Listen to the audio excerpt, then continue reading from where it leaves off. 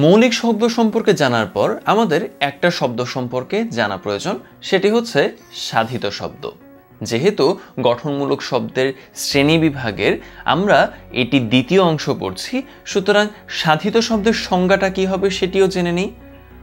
যেহেতু মৌলিক শব্দ সম্পর্কে জেনেছি সেটিকে বিশ্লেষণ করা যায় না, তার মানে সাধিত শব্দ হবে সেগুলোই যেগুলোকে বিশ্লেষণ করা হলে আলাদা কিছু অর্থবোধক শব্দ পাওয়া যায়, এবং এইগুলোকেই আমরা বলছি সাধিত শব্দ।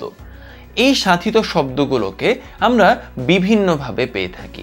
যেমন একটা হচ্ছে সমাস সাধিত, যেমন আমরা সবাই পড়ে এসেছি নীল যে পদ্ম, নীল পদ্ম।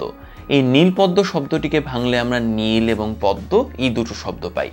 আবার প্রত্যয় সাধিত শব্দও হতে পারে, যেমন ডুব একটা শব্দ, তার সঙ্গে উড়ি এই অংশটুকু যুক্ত হয়ে বা এই প্রত্যয়টুকু যুক্ত হয়ে আমরা পেয়েছি ডুবুরি নামের একটা শব্দ।